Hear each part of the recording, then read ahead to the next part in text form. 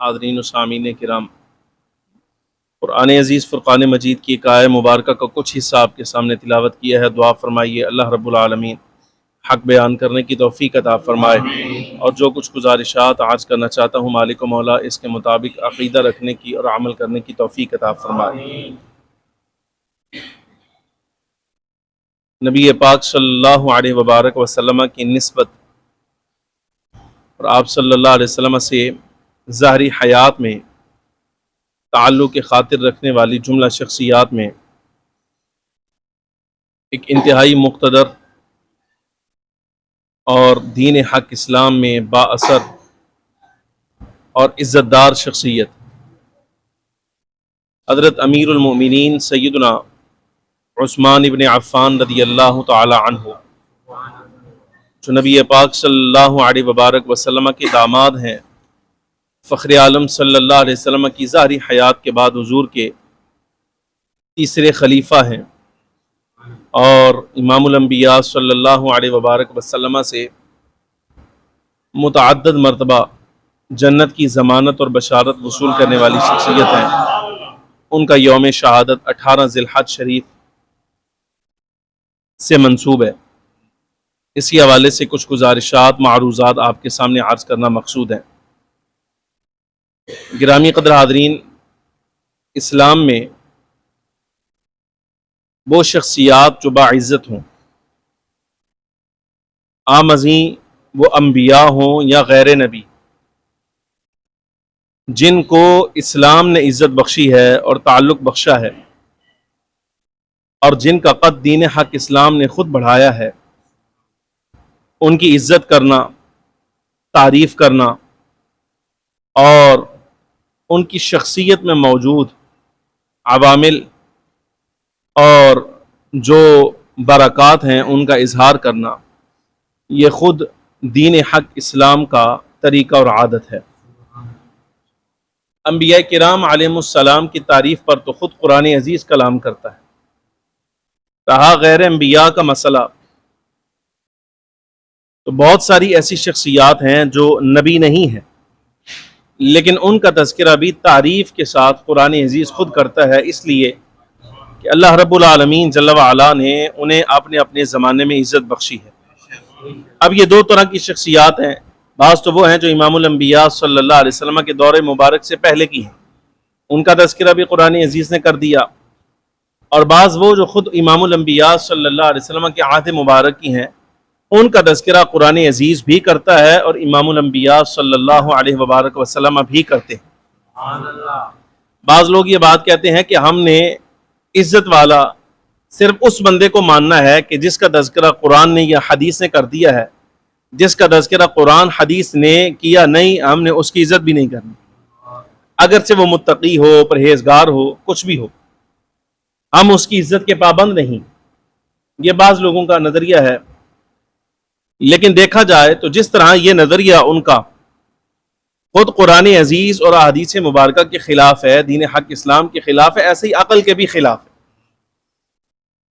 یہ نظریہ رکھنا کہ متقی پرہیزگار اگرچہ ہو اور 1000 سال پر مشتمل امت یا اس سے زائد اتفاقی طور پہ اس کی بزرگی اور اس کے تقوی کے گواہ ہوں، 1000 سالہ دور اہل اسلام کا، اس میں علماء بھی ہیں، صلحاء بھی ہیں، اولیاء بھی ہیں، عوام اہل سنت بھی ہے، سب گواہی دے رہے ہیں اس کے تقوی اور پرہیزگاری کی۔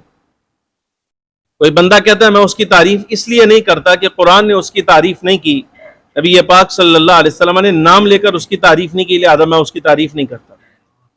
یہ عقیدہ عقل کی بھی خلاف ہے، اس لیے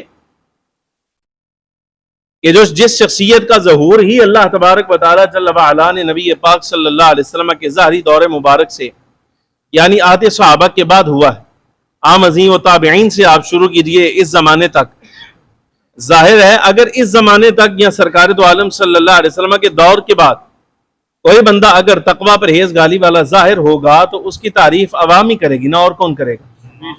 یا اس کے تقوی اور پرہیزگاری کی گواہی عالم دے گا، زمانے کا صالح دے گا، یا بعد والا عالم دے گا جو اس کے بارے میں جانتا ہوگا۔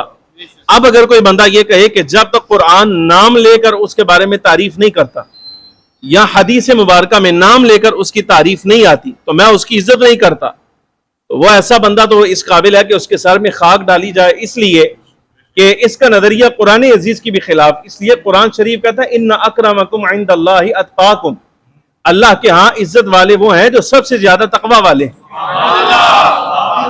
اب اس میں اللہ رب العالمین جل وعلا نے نام نہیں لیا ایک دو کا، ایک دو کا نام لے دیا جائے اور باقیوں کو چھوڑ دیا جائے، بلکہ اس سے پہلے اللہ تبارک و تعالی جل وعلا نے کل کائنات کا تذکرہ کیا ہے۔ آیت مبارکہ کہتی ہے یا ایھا الناس، اے لوگو، انا خلقناکم من ذکر و انثی، بے شک ہم نے تمہیں ایک مرد اور ایک عورت سے پیدا کیا ہے، وجعلناکم شعوبا وقبائل، پھر ہم نے تمہیں گھاٹیوں میں، کنبوں میں، خاندانوں میں، قبیلوں میں تقسیم کر دیا، لتعارفوا، تاکہ تمہاری آپس میں جان پہچان ہو جائے، تقسیم رہے کہ کس خاندان، کنبے، قبیلے سے کس کا تعلق ہے۔ لیکن یہ ساری کائنات بنا کر، خاندان، کنبے، قبیلے بنا کر، اس کے بعد اللہ رب العالمین جل وعلا بالکل ساتھ فرماتا ہے ان اکرمکم عند اللہ اتقاکم، خاندان، قبیلے، کنبے، گھاٹیاں، ہر چیز اپنی جگہ رہی، ہر خاندان میں، ہر قبیلے میں، ہر گھاٹ میں اللہ کے نزدیک عزت والا وہی ہوگا جو تقوی والا ہوگا۔ اب نام لینے کی ضرورت ہی نہیں رہے گی، بندہ کہے داتا صاحب کا نام نہیں آیا، زور شہنشاہ بغداد کا نام نہیں آیا، شاہ نقشبند کا نام نہیں آیا، فلانے بزرگ کا نام نہیں آیا، فلانے کا نہیں آیا، میں کہتا ہوں سب کا آ گیا۔ اللہ رب العالمین جل وعلا کے علم میں اتقا جتنے لوگ ہیں وہ سارے کے سارے موجود تھے، جو اتقا ہے، تقوی والا ہے، وہ اللہ رب العالمین جل وعلا کے ہاں عزت والا بھی ہے، کسی کا نام لینے کی ضرورت نہیں رہ گئی، رب نے سب کی تعریف فرما دی۔ قیامت تک آنے والا جو بندہ بھی تقوی والا ہے وہ اللہ رب العالمین جل وعلا کے ہاں عزت والا ہے، جو عزت والا ہے وہ رب کے ہاں تعریف کے قابل بھی ہو گیا۔ رب العالمین جل وعلا پھر ایسے بندے کی تعریف خود کروا لے گا، اگر سے بندہ کہتا رہے کہ جناب میں عزت نہیں کرتا اس کو، میں اس کو بابا نہیں سمجھتا، میں اس کو بزرگ نہیں سمجھتا۔ لیکن بہرحال یہ اسلام کا طریقہ ہے، نبی پاک صلی اللہ علیہ وسلم کی عادت مبارکہ ہے، قرآن عزیز کا یہی طریقہ ہے۔ میں اگر آپ کے سامنے وہ آیات پڑھوں، حدیث پڑھوں تو مضمون لمبا ہو جائے گا۔ حضرت عثمان غنی رضی اللہ تعالیٰ کے بارے میں کچھ معروضات عرض کرنا چاہتا ہوں۔ زمانہ جاہلیت میں بھی اللہ رب العالمین جل وعلا نے جنہیں فطرت پر قائم رکھا، یعنی اسلام کا اظہار ابھی نبی پاک صلی اللہ علیہ وسلم نے کیا نہیں، لیکن اظہار ہونے سے بھی پہلے اسلام کے اصولوں پر پابند رہنے والا بندہ حضرت سیدنا عثمان غنی رضی اللہ تعالی عنہ، ایسا حیا والا آپ فرماتے ہیں زمانہ جاہلیت میں کبھی برائی کا ارتکاب جب سے میں باشعور ہوا تب سے میرے ذہن میں آیا ہی نہیں آج تک۔ ایسا کمال مصنف ابن ابی شیبہ، نبی پاک صلی اللہ علیہ وسلم نے اعلان نبوت فرمایا۔ ظاہر ہے ایک دور تھا پورا جاہلیت کا، کفر کا، جو حضرت عثمان غنی رضی اللہ تعالیٰ عنہ نے دیکھ رکھا تھا۔ فطرت پر قائم ہونے کی وجہ سے کبھی بت پرستی نہیں کی۔ حضرت سیدنا صدیق اکبر، فاروق اعظم، حضرت عثمان غنی، مولا کائنات رضی اللہ تعالیٰ عنہ اجمعین فطرت پر قائم تو فطرت پر قائم ہونے کی وجہ سے کبھی بت پرستی نہیں کی۔ لیکن ایک دور جو دیکھا ہوا ہے جاہلیت کا کہ لوگ کیا کر رہے ہیں، فخر عالم صلی اللہ علیہ وبارک وسلم نے جب اعلان نبوت فرمایا تو تشویش لاحق ہوئی کہ اس دین کو قبول کرنا چاہیے کہ نہیں کرنا چاہیے۔ بہرحال حضرت سیدنا صدیق اکبر رضی اللہ تعالی عنہ اور کچھ لوگ ایسے تھے جن کی ذہن سازی پر، تیار کرنے پر کہا گیا کہ آپ نبی علیہ السلام کی خدمت میں حاضر ہوں اور وہاں فخر عالم صلی اللہ علیہ وسلم کی بارگاہ میں جا کر بیٹھیں تو صحیح، حضور کی بات سنیں، نبی علیہ السلام کی دعوت کو سمجھے، حضور فرماتے کیا ہے، اس کے بعد تمہارے دل کو لگے تو قبول کر لینا۔ حضرت سیدنا عثمان غنی رضی اللہ تعالی عنہ حضرت زبیر ابن عوام کے پیچھے پیچھے چلتے۔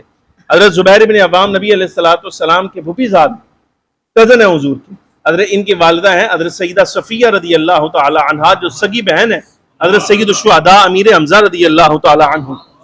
امیر حمزہ چچا ہے، سیدہ صفیہ حضور کی پھوپھی ہوئی، اور یہ حضرت سیدہ صفیہ کے سگے بیٹے حضرت زبیر ابن عوام رضی اللہ تعالی عنہ، یہ جناب والا قریش سے ان کا تعلق، اور یہ رشتہ داریاں بڑی اہم ہوتی ہیں۔ زبیر ابن عوام رضی اللہ تعالیٰ عنہ جو سرکار کے کزن ہیں، سیدہ صفیہ رضی اللہ تعالی عنہا کے بیٹے ہیں، اور حضرت سید الشہداء امیر حمزہ کے بھتیجے ہیں۔ آگے جو داماد ان کے یہ جو داماد ہیں وہ حضرت سیدنا صدیق اکبر رضی اللہ تعالی عنہ کے ہیں۔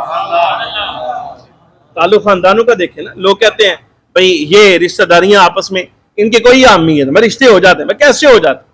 ہمارے زمانے میں قتل و غارت ہو جاتی ہے، تم کہتے ہو رشتے ہو جاتے ہیں دشمنوں کے ساتھ، نہیں ہوتے، ایسا نہیں ہوتا۔ بہرحال نبی پاک صلی اللہ علیہ وبارک وسلم کی پھوپھی ذات حضرت سیدنا زبیر بن عوام رضی اللہ تعالیٰ عنہ آگے ہیں، حضرت سیدنا عثمان غنی رضی اللہ تعالیٰ عنہ اور ان کے ساتھ تھے غالباً حضرت عبد الرحمن بن عوف رضی اللہ تعالیٰ، حضرت طلحہ بن عبید اللہ تھے، حضرت زبیر بن عوام آگے ہیں، اور دار ارقم سے بھی پہلے، دار ارقم کی دعوت سے بھی پہلے جب سرکار دو عالم صلی اللہ علیہ وسلم نے باقاعدہ دعوت کا کام شروع کیا، یہ بالکل ابتدائی ایام ہے، بالکل ابتدائی ایام اعلان نبوت کے، جب فخر عالم نور مجسم صلی اللہ علیہ وسلم کے پاس حاضر ہوئے، امام الانبیاء صلی اللہ علیہ وبارک وسلم نے ان پر اسلام پیش کیا، قرآن عزیز کی کچھ آیات تلاوت فرمائی، اسلام کے جو اخلاق ہیں وہ ان کو سمجھائے، وَوَعَدَهُمَا الْكَرَامَةَ مِنَ اللَّهِ تَعَالَى، اور اللہ تبارک و تعالیٰ نے جو عزت کا سامان ان کے لیے رکھا ہوا ہے اس کے بارے میں وعدہ فرمایا کہ اگر تم ایمان لاؤ، تصدیق کرو تو اللہ تبارک و تعالیٰ جل وعلا کہ ہاں تمہارے لیے عزت ہے، حرمت ہے، کرامت ہے، رب العالمین کی مہربانیاں تم پر فرمائے گا۔ حضرت عثمان رضی اللہ تعالیٰ نبی علیہ السلام کے ساتھ اس پہلی ملاقات میں ہی اسلام قبول کر لیا، یعنی یہ اعلان نبوت کے بعد پہلی ملاقات ہے حضرت عثمان غنی رضی اللہ تعالیٰ کے سرکار کے ساتھ، وگرنہ عثمان غنی رضی اللہ تعالیٰ عنہ بھی دوہرے رشتہ دار ہیں خود امام الانبیاء صلی اللہ علیہ وسلم، اس لیے کہ حضرت عثمان رضی اللہ تعالیٰ عنہ کی جو نانی صاحبہ ہیں، نانی یہ نبی پاک صلی اللہ علیہ وسلم کی پھوپھی ہیں، یہ حضرت عثمان غنی کی نانی جو ہے یہ بھی پھوپھی ہیں نبی پاک صلی اللہ علیہ وبارک وسلم، ام حکیم بیدا یہ نبی علیہ السلام کی پھوپھی بنتی۔ اچھا ایک یہ رشتہ، پھر دوسرا رشتہ فخر عالم صلی اللہ علیہ وسلم نے یہ کے بعد دیگرے اپنی 2 بیٹیوں کا نکاح ان کے ساتھ فرمایا، یہ بھی بڑا رشتہ ہے، بڑا تعلق ہے نبی علیہ السلام کے ساتھ۔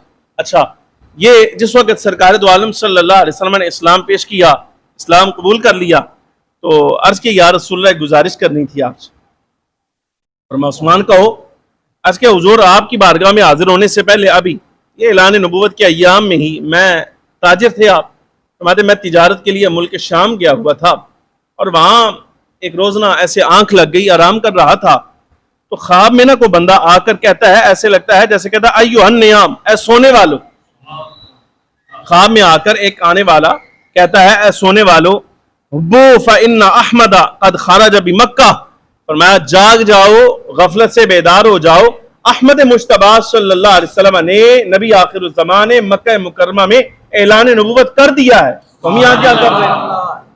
خواب میں آ کر بتانے والا بتا رہا ہے کہ حضور نے اعلان نبوت فرما دیا ہے، تو جاؤ اور جا کر نبی پاک صلی اللہ علیہ وسلم کی اطاعت کرو۔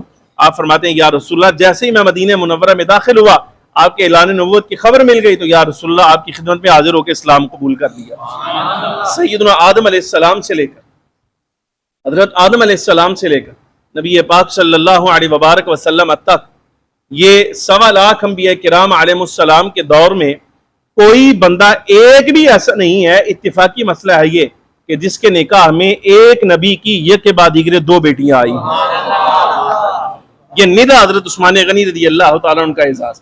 اچھا اسلام قبول کیا، چاچے کو معلوم ہوا، اس سے پکڑ کر مائل کرنا چاہا، انہوں نے کہا دین محمدی چھوڑ دو اور واپس جاہلیت کے دور پر آؤ، تو آپ نے انکار فرمایا ایسا نہیں کرتا، تو اس نے آپ کو ایک کھال میں بند کر کے تو اس میں دھواں چھوڑ دیا، تشدد کیا گیا، لیکن آپ نے تسلب دکھایا، صلابت دکھائی کہ دین حق اسلام پر آپ متسلب ہیں، متشدد ہیں، یعنی ڈٹ گئے ہیں، تو چاچا جو ہے اس نے ہاتھ اٹھا دیے، نبی پاک صلی اللہ علیہ وبارک وسلم نے حضرت سیدہ رقیہ کے ساتھ نکاح کر دیا، اور جب ہجرت کا موقع آیا نبی علیہ السلام کے حکم سے پہلے مکہ مکرمہ سے گئے حبشہ، افریقہ کے بھی آگے، یہ حبشہ جو تھا افریقہ سے بھی آگے لگتا تھا، افریقی ممالک میں آتا تھا، نبی پاک صلی اللہ علیہ وسلم کے حکم سے یہاں چلے گئے پہلی ہجرت۔ اچھا وہاں جا کر معلوم ہوا کہ شاید نبی علیہ السلام پر اہل مکہ جو ہیں وہ ایمان لے آئے ہیں، تو اب یہاں رکنے کی کوئی ضرورت نہیں، افواہ پھیل گئی کہ اہل مکہ نے اسلام قبول کر لیا ہے، واپس چلتے ہیں۔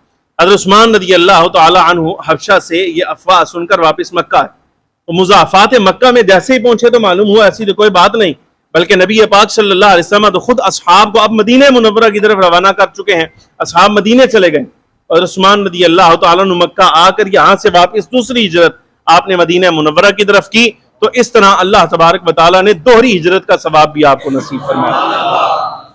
نبی پاک صلی اللہ علیہ وبارک وسلم نے ان کی اس قدر تعریف فرمائی یعنی ایسے صادق الاسلام ہیں. حضور غزوہ بدر میں تشریف لے گئے نا جس وقت، حضرت رقیہ رضی اللہ تعالی عنہ اس وقت بیمار تھیں. سیدہ رقیہ حضور کی صاحبزادی صاحبہ، آپ بیمار تھیں تو یہ غزوہ بدر میں شامل ہونے کے لیے نکلے. آقا دو عالم صلی اللہ علیہ وبارک وسلم نے خود روکا، فرمایا کہ اے عثمان تم ایسا کرو کہ تم یہاں رک کر رقیہ بیٹی کی خدمت کرو، ان کی تیمارداری کرو، یعنی ان کا خیال رکھو، تم جہاد میں شمولیت نہ کرو بلکہ تم یہیں رکو. عرض کہ یا رسول اللہ میرا اجر، حضور میرا ثواب. نبی پاک صلی اللہ علیہ وسلم نے وعدہ فرمایا جو جانے والوں کو، شامل ہونے والوں کو، زندگی ہاتھ پہ رکھ کر رب کی بارگاہ میں پیش کرنے والوں کو، یعنی بدر میں اتر کر جان دینے والوں کو اجر دیا جائے گا. عثمان تمہیں گھر بیٹھے دیا جائے گا، تمہیں گھر بیٹھے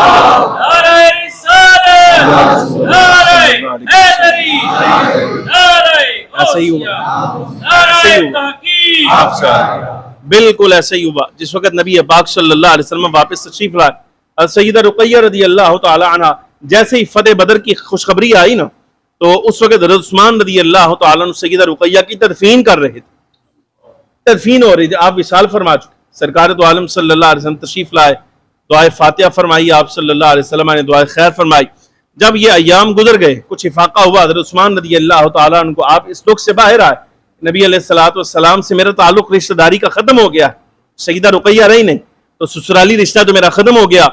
تو اس بار جب وہ کچھ غم کم ہوا، نبی علیہ السلام سے عرض کہ یا رسول اللہ میں بدر میں شامل نہیں ہو سکا، آپ کے حکم کے مطابق میرا حصہ حضور. یا رسول اللہ میرا اجر. نبی پاک صلی اللہ علیہ وبارک وسلم نے ارشاد فرمایا عثمان تمہیں اجر بدریوں کے برابر دیا جائے گا. اور اس بارے میں پوری امت کا اتفاق ہے، اہل بدر میں جب بھی نام لیا جاتا ہے تیسرے نمبر پہ حضرت عثمان رضی اللہ تعالیٰ عنہ کا نام. حضرت عثمان غنی رضی اللہ تعالیٰ عنہ وہ شخصیت ہے، یہ نبی علیہ السلام کے اختیار ہے کہ بغیر گئے حضرت عثمان غنی رضی اللہ تعالیٰ عنہ کو غنیمت میں سے بھی حصہ دیا گیا ہے، مال غنیمت میں سے، اور اس کے ساتھ ساتھ بدریوں میں شامل ہونے کا اعزاز بھی دیا گیا ہے. ایک بات بڑی عجیب ہے، میں نے پچھلے سال حضرت عثمان رضی اللہ تعالیٰ عنہ آپ کے یہ پورا واقعہ شہادت بیان کیا تھا. کچھ چیزیں باقی ہیں انشاءاللہ العزیز، پھر جمعۃ المبارک ابھی باقی ہے، کچھ پروگرام ہے انشاءاللہ ان میں آپ کے سامنے عرض کروں گا. لیکن یہ تاریخ اسلام میں کچھ اعزاز ایسے ہوتے ہیں نا بندے کا خاصہ ہوتا. نبی پاک صلی اللہ علیہ وبارک وسلم کی امت میں خاصے بڑے زیادہ جس کے حصے میں آئے ہیں نا وہ حضرت عثمان رضی اللہ تعالیٰ عنہ، جن میں سے ایک بڑی کم تعداد ہے ایسی جنہوں نے 2 رکعتوں میں قرآن عزیز مکمل کیا، اور خاص طور پہ اس سے بھی زیادہ کم، یعنی روزانہ قرآن عزیز پورے دن میں مکمل کرنے والے کئی مل جائیں، 2 قرآن عزیز مکمل کرنے والے پورے دن میں کئی مل جائیں، لیکن 2 رکعت میں قرآن عزیز مکمل کرنے والے یہ بہت کم ہیں. اور پھر ان سے بھی کم ہے جنہوں نے یہ 2 رکعت قرآن عزیز پورا مکمل کیا عین کعبہ معظمہ کے اندر، عین کعبہ شریف کے اندر، وہ بھی پھر بہت زیادہ کم. ان میں پہلا نمبر جس شخصیت کا آتا ہے حافظ قرآن ہو، نبی علیہ السلام کا صحابی ہو، حضور کا رشتہ دار ہو، عین کعبہ معظمہ میں کھڑا ہو اور 2 رکعت قرآن عزیز الحمد سے شروع کرے اور والناس پر مکمل کرے، وہ حضرت عثمان رضی اللہ تعالی عنہ. اتنا بڑا اعزاز اللہ رب العالمین جل وعلا نے آپ کو عطا فرمایا. حضرت امام ابو نعیم الاصفہانی رضی اللہ تعالی عنہ فرماتے بندہ ایک کعبہ معظمہ میں داخل ہوا، رات نماز پڑھنی تھی اس نے، تو وہاں اس وقت عادت مبارکہ یہ تھی احباب کی کہ نماز عشاء جو ہے وہ تاخیر سے پڑھتے، یعنی رات کا کم از کم ایک حصہ گزار کر کچھ تاخیر کے ساتھ. ہمارے ہاں تو جیسے ہی اذان ہوتی ہے تو فوراً پڑھ لی جاتی ہے نا، اس وقت ایسا نہیں ہوتا تھا بلکہ کچھ وقت گزار کے دیر سے پڑھی جاتی. مثال کے طور پہ ابھی 9 بجے اذان کا وقت ہے تو اس وقت عادت مبارکہ یہ تھی چونکہ وہ احباب جاگتے تھے، رات شب بیداری کرتے تھے، تو نماز جو ہے وہ جا کے پڑھتے تھے کو 12-1 بجے کے قریب نماز عشاء. بلکہ نبی علیہ السلام کا پسندیدہ وقت جو تھا وہ سرکار فرمایا کرتے تھے کہ اگر مجھے ڈر نہ ہوتا، یعنی یہ جو خواتین ہیں یا بوڑھے لوگ ہیں، اگر ان کے بارے میں تو میں امت کو حکم دیتا کہ تم نہ 1/3 رات گزار کر نماز عشاء پڑھا تھا. نماز عشاء کا وقت حضور فرماتے میں آگے کر دیتا. اب یہ عادت ہے جس کی لیٹ نائٹ اگر کسی کو معلوم ہے کہ تہجد کے وقت جاگ جائے گا، یعنی آخر رات میں جا کر جاگ جائے گا، وہاں اس وقت وہ نماز عشاء پڑھ لے. وگرنہ جس کو معلوم نہیں، پکا نہیں ہے کہ رات کو جاگ آئے گی کہ نہیں آئے گی، اس کو چاہیے وہ اول وقت میں نماز پڑھے. جیسے ہمارے ہاں عادت، بندہ کہتا ہے میں بیت اللہ شریف میں داخل ہوا تو یہاں کچھ دیر میں نے مقام ابراہیم کے ساتھ ٹیک لگائی، مقام ابراہیم کے ساتھ ٹیک لگائی، آنکھ لگ گئی، کچھ دیر کے بعد آنکھ کھلی، جس وقت جاگا بیدار ہوا تو نماز عشاء کا وقت تھا، وضو کر کے تازہ نماز پڑھی، جس وقت نماز عشاء بھی میں پڑھ رہا تھا تو ایک بندہ داخل ہوا، اس کا ہاتھ لگا میرے کندھے پر، میرے کندھے پر اس کا ہاتھ آیا، تو میں نے جب ایسے دیکھا تو مجھے معلوم ہوا یہ تو امیر المومنین حضرت عثمان رضی اللہ تعالی عنہ ہے، آپ کا یہ عہد خلافت تھا۔ آپ فرماتے میں بیٹھ گیا، میں نے کہا دیکھتا ہوں امیر المومنین وقت کا بادشاہ ہے، اتنا بڑا امیر ہے اور اسلامی ریاست سارے کا سربراہ ہے، دیکھتے ہیں رات کیسے گزارتے ہیں۔ وہ فرماتے ہیں میں نے دیکھا کہ حضرت عثمان رضی اللہ تعالیٰ عنہ، یعنی کہ آپ کی عادت مبارکہ ہے، یہ آپ کی روٹین ہے، باتیں آپ کھڑے ہوئے قرآن عزیز الحمد سے شروع کیا، 2 رکعت میں آپ نے پورا قرآن عزیز، بلکہ بعض روایات میں آتا ہے پہلی رکعت میں ہی آپ نے، ایک روایت میں آتا ہے کہ 1 رکعت میں آپ نے پورا قرآن عزیز مکمل فرمایا۔ یہ حضرت عثمان رضی اللہ تعالیٰ عنہ کا اعزاز ہے۔ مکہ مکرمہ نبی علیہ السلام فتح مکہ میں تشریف لائے نا، اب یہ ذرا اندازہ آپ فرمائیے کہ بابا بڑا امیر سے، مالی اعتبار سے حضرت عثمان رضی اللہ تعالیٰ عنہ کو اللہ رب العالمین جل وعلا نے اتنی گنجائش دے رکھی تھی کہ آج کے دور کا بڑا امیر کبیر آدمی بھی حضرت عثمان رضی اللہ تعالیٰ عنہ کے ایک وقت کے خرچ کے برابر نہیں ہو سکتا۔ میں بھی آپ کے سامنے اس کی مثال دیتا ہوں۔ مکہ مکرمہ فتح ہوا تو بیت اللہ شریف کے ارد گرد کو ایک مکان آتا تھا، طبقات ابن سعد میں روایت موجود، ایک مکان آتا تھا، سرکار دو عالم صلی اللہ علیہ وسلم کی نگاہ میں وہ مکان آ گیا اور سرکار نے ارادہ فرمایا کہ بیت اللہ شریف کی کچھ توسیع ہو جائے۔ مسجد نبی شریف کا واقعہ الگ ہے، یہ بیت اللہ شریف کا ہے۔ سرکار نے ارادہ فرمایا کہ مسجد حرام شریف کی کچھ توسیع ہو جائے، بیت اللہ شریف کی کچھ توسیع ہو جائے، تو اس صحابی کو بلایا اور فرمایا کہ اپنا مکان دیتے ہو، بدلے میں جنت دوں گا، جنت کی ضمانت ہے۔ عرض کہ یا رسول اللہ صلی اللہ علیہ وسلم، آپ کی ضمانت سر آنکھوں پر، لیکن میرے پاس حضور کو ایسا ٹھکانہ نہیں ہے کہ اگر میں آپ کو اپنا گھر دے دوں تو میں اور میرے بچے، میرا خاندان کہاں رہے گا؟ حضور میرے پاس اس کا کوئی انتظام نہیں، لہذا حضور معافی۔ اختیاری مسئلہ تھا نا، یہ کوئی بے ادبی نہیں نبی علیہ السلام کی، حضور نے فرمایا اور دیا نہیں، بھئی اختیار تھا، دیتے حضور پوچھ رہے ہیں۔ اگر غیر اختیاری مسئلہ ہوتا نا تو حضور پوچھے بغیر مکان شامل کر دیتے اور بعد میں فرماتے تیرا مکان ہم نے بیت اللہ شریف میں شامل کر دیا، نکل جا اپنا سامان سمیٹ اور باہر ہو جا۔ نہ، اختیاری مسئلہ تھا، فرمایا دیتے ہو بدلے میں جنت کی ضمانت دیتا ہوں۔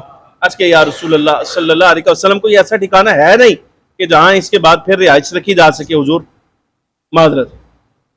سرکار دو عالم صلی اللہ علیہ وسلم پھر ملاقات ہوئی، پھر فرمایا جنت کی بشارت ضمانت دیتا ہوں، مکان دیتے ہو؟ یا رسول اللہ عرض کیا نہیں۔ کئی مرتبہ حضور اکرم صلی اللہ علیہ وسلم نے یہ بات ان کے ساتھ کی لیکن وہ انکار کرتے رہے۔ حضرت سیدنا عثمان غنی رضی اللہ عنہ تک یہ بات پہنچی جس وقت ایک پاگل آدمی آندا ہے، غنی انہوں نے اپنے والوں اضافہ کی، فاروق نام فاروق تو ہے، اعظم انہوں نے اپنی طرف سے لگا لیا، صدیق تو ثابت ہے، اکبر اپنی طرف سے لگا لیا، تے میں کہ حیدر کرار جڑے آندے مولا علی دا تو بڑا منن والا بے ایمان آدمی، اب حیدر تو ثابت ہے، کرار کہاں سے آیا؟ یہ تو نے لگایا؟ کہتا مولا علی کے ساتھ کچھ نہیں لگایا، انا بے وقوف آدمی، احمق، یہ بے وقوفی ہوتی، بندے مت ماری جائے نا پھر ایسی بات ہوتی۔ کہتے صدیق ٹھیک ہے، حضرت ابو بکر صدیق ٹھیک ہے، لیکن کہتا صدیق اکبر نہیں کہنا، کیوں؟ یہ اکبر کا اضافہ تم نے خود کیا۔ دیکھو ظاہر سمجھ آ رہی، کوئی متہ ماریاں گئی ہیں، لوگ دین سکھانے کے لیے اب سوشل میڈیا پر آ گئے ہیں، حالات ایسے ہو گئے۔ بہرحال اب یہ ہے غنا ان کا، حضرت عثمان غنی کو غنی کیوں کہا جاتا ہے؟ یہ روایت ہے، اس کی اصل ہے، یہ تو ایک مرحلہ میں آپ کے سامنے بیان کر رہا ہوں، ان کی غنا بندہ تلاش کرنے کے لیے بیٹھے تو رات ختم ہو جائے جتنا کہ اس بندے نے خرچ کیا ہے۔ سمجھ آ رہی کہ نہیں آ رہی؟ آندا میں اپنی اکیڈمی دے اندر سموسے تے چاہ پلیوں پہ آنا، میں کہ بے ایمان آدمی تو سموسے چاہ پلیوں پہ آ کے ادھی دنیا گمراہ کیتی بیٹھا ہے۔ اندازہ کر جو مسجد حرام، مسجد نبی شریف سمیت مکہ اور مدینہ میں کتنے لوگوں کی روٹی کا ضامن ہے، اس کے بارے میں کہتا ہے وہ غنی نہیں ہو سکتا۔ مت ماری گئی۔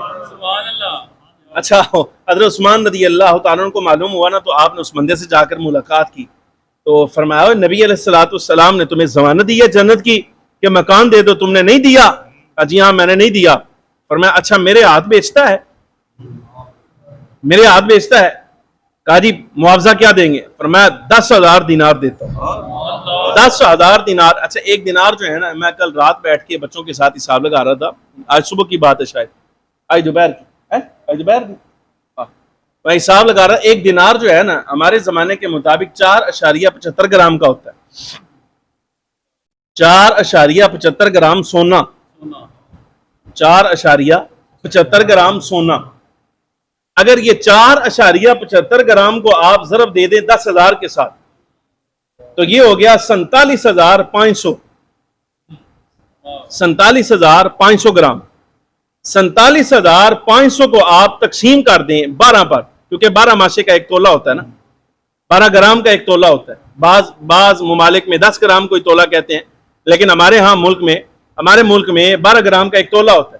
تو 47,500 تقسیم 12 تو یہ نکلتا ہے 39,000 کچھ سو، غالباً 3958 اس کا عدد نکلتا ہے، یعنی 3958 تولے سونا حضرت عثمان رضی اللہ تعالیٰ نے فرمایا کہ میں تین دینا، اور یہ مکان میرے حوالے کرتا ہے۔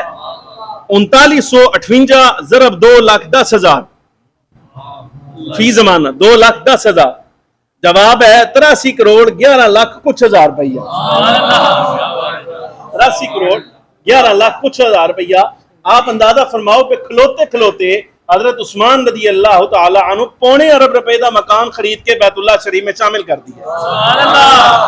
2.25 ارب، ظاہر سمجھ آ رہی کہ نہیں؟ 2.25 ارب۔ بھائی ایمان آندہ حج انہوں نے غنی نہیں کہنا، ابھی ان کو غنی نہیں کہنا۔ یہ ایک واقعہ ہے۔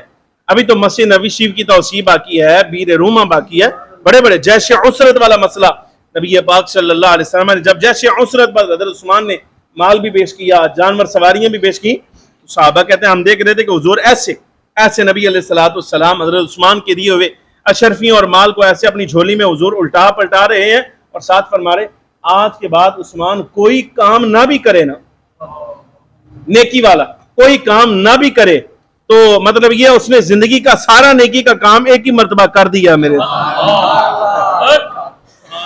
اتنا بڑا آدمی حضرت عثمان رضی اللہ تعالی عنہ۔ اچھا وہ مکان لے لیا، خرید لیا، تو خاموشی کے ساتھ نبی پاک صلی اللہ علیہ وسلم کی بارگاہ میں حاضر ہوئے، عرض کہ یا رسول اللہ صلی اللہ علیہ وسلم، وہ آپ نے مکان والے صحابی سے کہا تھا کہ اگر مکان دے دو جو جنت کی بشارت ہے، حضور آفر قائم ہے کہ ختم ہو گئی ہے؟ یعنی کہنے کا مطلب یہ تھا حضور محدود لمٹ کے لیے تو نہیں تھا، یہ آفر محدود وقت کے لیے ہے، ایسا تو نہیں تھا؟ فرمایا نہیں عثمان، آفر ابھی قائم ہے، وہ ابھی بھی ہمارا جو بیانیہ ہے وہ اپنی جگہ قائم ہے، مکان خرید کر کوئی دے دے تو جنت کی ضمانت ہم سے لے لے۔ عرض کہ یا رسول اللہ میں بندہ حاضر ہوں، مکان میرے سے لے لیجئے، جنت کی بشارت مجھے دے دیجئے۔ صلی اللہ علیہ وسلم جنت کی بشارت دی، لیکن یہ اللہ تبارک و تعالیٰ جل وعلا کی طرف سے نا آزمائش ہوتی۔ اتنا بڑا آدمی نبی پاک صلی اللہ علیہ وسلم نے تعریف بھی فرمائی ہے، سب کچھ کیا، کتنا بڑا آدمی، زندگی ساری اس کی فخر عالم صلی اللہ علیہ وسلم کی خدمت میں گزری، اتنا بڑا آدمی۔ حضرت سیدہ ام کلثوم جس وقت وصال کر گئیں تو ان کی قبر پر کھڑے ہو کر نبی پاک صلی اللہ علیہ وسلم اعلان فرما رہے ہیں، ہے کوئی بالغہ لڑکی کا باپ، ہے کوئی بالغہ لڑکی کا بھائی، ہے کسی بالغہ لڑکی کا کوئی نگران جو اپنی بیٹی کا یا بہن کا یا اپنی موکلہ کا نکاح عثمان کے ساتھ کر دے کہ یہ میری بیٹی ام کلثوم وصال کر گئی ہیں، آج بھی اگر ام کلثوم کے علاوہ میری کو تیسری بیٹی ہوتی میں عثمان کے نکاح میں دے دیتا، اس لیے کہ عثمان کے ساتھ جب بھی میں نے اپنی بیٹی کا نکاح کیا وہ میں نے اپنی مرضی سے نہیں کیا، ہمیشہ اللہ کے حکم سے کیا۔ اور اپنی بیٹی کی قبر پہ کھڑے ہو کے حضرت عثمان رضی اللہ تعالی عنہ کے لیے نکاح کا انتظام فرما اپنی بیٹی کی قبر پہ کھڑے ہو کے۔ کیا نبی علیہ السلام کی بارگاہ میں مقام ہے حضرت عثمان رضی اللہ تعالی عنہ کا، لیکن بندہ بڑا ہوتا ہے نا تو آزمائش بھی زیادہ ہوتی۔ فخر عالم صلی اللہ علیہ وسلم نے خود اپنی حیات مبارکہ میں فرمایا تھا عثمان تمہاری آزمائش ہوگی، عثمان مصائب آئیں گے، آزمائش ہوگی، سختی آئے گی تم پر، لیکن صبر کرنا اس دورانیے میں۔ اور صبر کیا ہے آپ اندازہ فرمائیے، وہ جنت البقیع شریف جس کے لیے رقبہ کم پڑا، نبی پاک صلی اللہ علیہ وسلم نے حکم فرمایا تو وہ رقبہ دینے والا بھی عثمان غنی ہے۔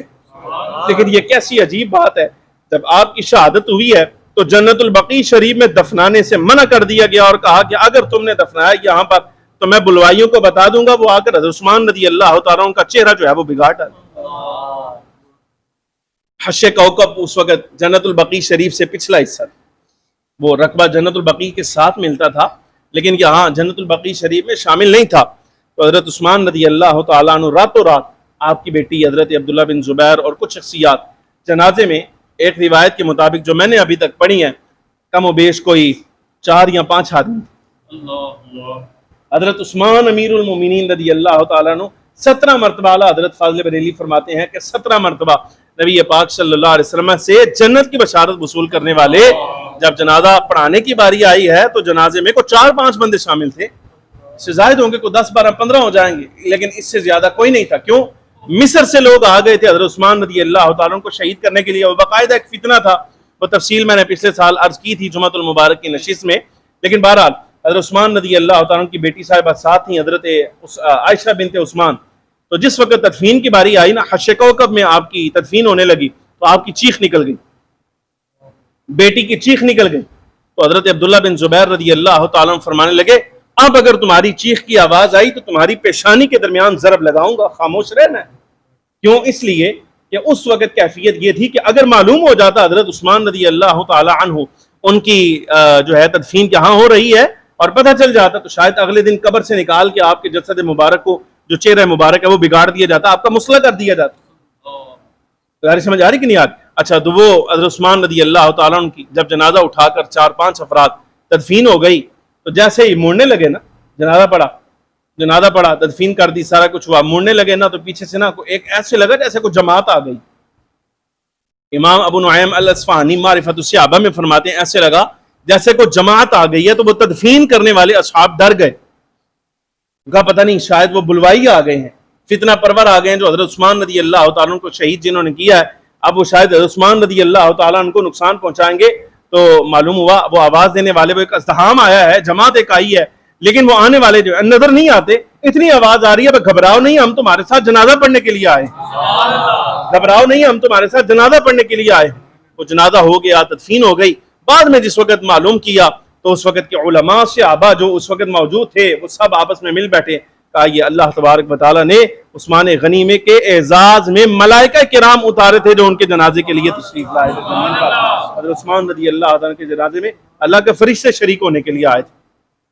اور یہ آزمائش ایسی، نبی پاک صلی اللہ علیہ وبارک وسلم اس آزمائش سے، ایسا نہیں کہ حضور کو لا علم تھی، نہ، آقا دو عالم صلی اللہ علیہ وسلم لا علم نہیں. حضرت عبداللہ بن سلام رضی اللہ عنہ فرماتے ہیں جس دن آپ کی شہادت ہوئی صبح کا وقت تھا، میں حضرت عثمان رضی اللہ تعالیٰ کی خدمت میں حاضر ہوا تو عرض کیا حضور اجازت دیو، اگر تسی اجازت دیو، مولا کائنات موجود ہیں، اتنے جرنیل اصحاب موجود ہیں، یہ کیسے ہو سکتا ہے کہ آپ تک پہنچ جائیں؟ لیکن حضرت عثمان رضی اللہ تعالیٰ نے ایک ہی بات کہے، نہیں میں نے حضور سے وعدہ کیا، میرا حضور سے وعدہ ہے، میرا حضور سے وعدہ ہے کہ میں نے یہاں فتنہ نہیں ہونے دینا بلکہ میں نے یہاں صبر کرنا ہے. سرکار نے فرمایا ہوا تھا نا، صحیح بخاری مسلم وغیرہ کی روایات ہیں، عثمان صبر کرنا. بلکہ ایک روایت میری نظر سے گزری، ام المومنین سیدہ عائشہ صدیقہ رضی اللہ تعالیٰ نے فرماتی ہیں حضور نزا کی کیفیت میں ہے، نزا کی کیفیت میں، تو فرمایا کسی کو بلاؤ میرے پاس. حضرت ام المومنین عائشہ صدیقہ فرماتی ہیں ہم نے عرض کیا حضرت صدیق اکبر کو بلائیں، سرکار خاموش ہو گئے. پھر کچھ دیر کے بعد فرمایا کسی کو بلاؤ میرے پاس. تو عرض کہ یا رسول اللہ مولا کائنات علی مرتضیٰ کرم اللہ وجہہ الکریم کو بلائیں، سرکار خاموش. اس کے بعد سرکار دو عالم صلی اللہ علیہ وسلم نے خود حضرت عثمان کا نام لے کر فرمایا عثمان کو بلا. نبی پاک صلی اللہ علیہ وسلم نے پاس بلایا، سرہانے بٹھا کر یہ جملہ ارشاد فرمایا، فرمایا عثمان ان قریب اللہ تبارک و تعالیٰ جل وعلا تمہیں ایک قمیص پہنائے گا. یہ خلافت کی طرف اشارہ تھا. ان قریب اللہ تبارک و تعالیٰ تمہیں ایک قمیص پہنائے گا. لوگ اتارنا چاہیں گے لیکن عثمان تم نے اتارنی نہیں، تم نے نہیں اتارنی، عثمان تم پہنے رکھنا. یعنی لوگ تم سے یہ دعویٰ کریں گے کہ خلافت چھوڑ دو، یہاں سے ہٹو، بلکہ سرکار بعض روایات میں آتا ہے حضور نے تحدید فرمائی، سختی فرمائی، فرمایا عثمان اگر تم نے وہ قمیص اتار دی تو پھر تمہارا تعلق ہمارے ساتھ نہیں رہے گا. قمیص اتارنی نہیں، پہن کے رکھنی ہے اور صبر کرنا ہے. یہ آزمائش کے ایام تھے. حضرت عثمان رضی اللہ تعالیٰ عنہ کے ساتھ یہ سرگوشی ہوئی، نبی علیہ السلام کو معلوم تھا. حضرت عبداللہ بن سلام کہتے ہیں جس روز شہادت ہوئی 18 ذی الحج شریف میں حاضر ہوا تو میں نے کہا حضور آپ اجازت دیں. مولا کائنات رضی اللہ تعالیٰ نے یہ بات کہی تھی، اور بھی کئی اصحاب دروازے پر حضرت امام حسن سیدنا امام حسین رضی اللہ تعالیٰ کو مقرر کیا تھا مولا کائنات نے کہ تم نے یہاں سے ہٹنا نہیں، کوئی فتنہ کرنے والا حضرت عثمان رضی اللہ تعالیٰ تک پہنچنا نہیں چاہیے، کہ یاد رکھنا اچھا بہرحال وہ حضرت عبداللہ بن سلام ملاقات کے لیے گئے نا، تو آپ نے فرمایا حضور اجازت دیو تے انہوں نے اٹھائیے پر فرمایا نہ، بلکہ آج نا نبی پاک صلی اللہ علیہ وسلم کی جاگتے عالم میں زیارت ہوئی تھی. 40 دن حضرت عثمان غنی کا محاصرہ رہا، پانی اندر نہیں جانے دیا گیا. مولا کائنات خود پانی دینے کے لیے جاتے تھے، مولا کائنات خود جاتے تھے. یہاں بعض اصحاب جو بھی لے جا پاتا تھا حضرت عثمان رضی اللہ تعالیٰ تک پانی پہنچا جاتا تھا، آپ کو پانی نہیں دیا جاتا، پانی بند کر دیا حضرت عثمان رضی اللہ تعالیٰ. حضرت سید الشہداء امام علی مقام سیدنا امام حسین رضی اللہ تعالیٰ کے بارے میں تو آپ دیکھتے ہیں نا، آپ پر پانی بند کیا گیا 10 دن کے لیے. وہی بعض روایات میں آتا ہے، البدایہ والنہایہ کی بعض روایات میں موجود ہے، میں نے خود وہ نشان لگا کر رکھا کہ حضرت امام علی مقام رضی اللہ تعالیٰ کے پاس بعض روایات میں پانی تھا. 10 محرم الحرام جب آپ کی شہادت ہوئی، ایک روایت کے مطابق آپ نے باقاعدہ غسل کیا، نبی پاک صلی اللہ علیہ وسلم والی دستار باندھی، حضور کا لباس پہنا، مولا کائنات کی دستار باندھ کر حضرت مولا کائنات کی تلوار لے کر حضرت سید الشہداء رضی اللہ تعالیٰ اس دن تازہ غسل کر کے میدان میں آئے. بعض روایات میں آتا ہے کہ پانی آپ کے پاس موجود تھا، بعض روایات میں ہے کہ پانی بند کیا گیا. اگر بند کیا گیا اس روایت کو مانے تو 10 دن اور کتنا جناب والا آپ اس بارے میں خوف اندیشہ ہوتے ہیں. آپ دیکھتے ہیں حضرت امام علی مقام نواسہ رسول رضی اللہ تعالیٰ عنہ پر پانی بند کر دیا گیا. یہاں دیکھیے حضرت سید الشہداء سیدنا عثمان غنی رضی اللہ تعالیٰ عنہ کے بارے میں آپ دیکھیے 40 دن محاصرہ رہا، 40 دن پانی بند کیا گیا آپ کا.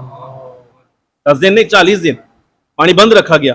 اچھا لیکن بہرحال آپ فرماتے ہیں کہ آج صبح مجھے نبی پاک صلی اللہ علیہ وسلم کی زیارت ہوئی تھی اور فخر عالم نور مجسم صلی اللہ علیہ وبارک وسلم مجھے فرمانے لگے. حضرت صدیق اکبر ساتھ تھے، حضرت فاروق اعظم بھی ساتھ تھے، حضرت عبداللہ بن سلام سے کہتے ہیں دونوں بزرگ ساتھ تھے. سرکار دو عالم صلی اللہ علیہ وسلم مجھے فرمانے لگے عثمان اگر کہتے ہو تو مدد کیے دیتے ہیں، وگرنہ دوسری صورت یہ ہے کہ آج افطاری ہمارے ساتھ کر لو، آج افطاری ہمارے ساتھ کرو. حضرت عبداللہ بن سلام کہتے ہیں میں نے عرض کیا یا رسول اللہ افطاری آپ کے ساتھ کروں گا. اور اسی دن حضرت عثمان رضی اللہ عنہ کی شہادت ہو گئی. یعنی یہ نبی پاک صلی اللہ علیہ وسلم کی صحابی ہیں. اللہ تبارک و تعالیٰ جل وعلا نے انہیں دین حق اسلام میں عزت مقام بخشا ہے. 18 ذی الحج آپ کا یوم شہادت ہے. اللہ تبارک و تعالیٰ جل وعلا آپ کے درجات میں بلندیاں نصیب فرمائے. اور یہ حق بنتا ہے، حق بجانب ہے، ہم ہر اس شخصیت کے بارے میں جس کو اسلام نے عزت بخشی ہے اس کی قبر بھی عزت دار نظر آنی چاہیے. سمجھ آ رہی کہ نہیں؟ اس کی قبر بھی عزت دار نظر آنی چاہیے. حضرت سیدہ خاتون جنت سیدہ پاک رضی اللہ تعالی عنہا ہیں. حضرات حسنین میں سے حضرت سیدنا امام حسن ہیں، حضرت امام جعفر صادق ہیں، حضرت امام محمد الباقر ہیں، ایسے ہی حضرت امام زین العابدین ہیں، حضرت سیدنا عباس بن عبد المطلب ہیں. نبی علیہ السلام کے جمیع اصحاب حضور کے ازواج ان کی قبریں جو ہیں وہ آج آسمان کے نیچے برہنہ ہیں. حق بجانے میں یہ کہنے کے لیے کہ ان کی قبروں کو بھی عزت دار ہونا چاہیے، ایسے کہ ان کی قبریں جس طرح تاریخ اسلام میں ان پر قبے بنائے گئے، مزار بنائے گئے، ویسے حضرت عثمان رضی اللہ تعالیٰ عنہ اور دیگر تمام مشاہیر آل اسلام کے ہیں سب کی قبروں کے اوپر جو ہے وہ قبے ہونے چاہیے تاکہ ان کی شوکت جو اسلام نے ان کو عطا فرمائی ہے اس کا اظہار ان کے وصال کے بعد بھی جاری رہے. آپ دعا فرمائیں اللہ رب العالمین جل وعلا حضرت عثمان رضی اللہ تعالی عنہ کے درجات میں بلندیاں عطا فرمائے اور نبی پاک صلی اللہ علیہ وبارک وسلم کی نسبت جو آپ کے ساتھ قائم ہے اسی نسبت کی طرح ہمیں بھی فخر عالم صلی اللہ علیہ وسلم کے ساتھ تعلق کا فیضان اللہ رب العالمین نصیب فرمائے. اللہ رب العالمین جل وعلا حضرت عثمان رضی اللہ عنہ کو جس وقت آخرت میں شفاعت کا اذن ملے تو نگاہ حضرت آپ کی ہمارے اوپر غریبوں پر بھی بڑھ جائے، آپ شفاعت فرمائے. اللہ حضرت عثمان رضی اللہ تعالیٰ عنہ کی شفاعت کو ہمارے بارے میں سب اہل اسلام کے بارے میں قبول فرمائے. وآخر دعوایا الحمدللہ رب العالمین. درود و سلام ہوگا اس کے بعد انشاءاللہ.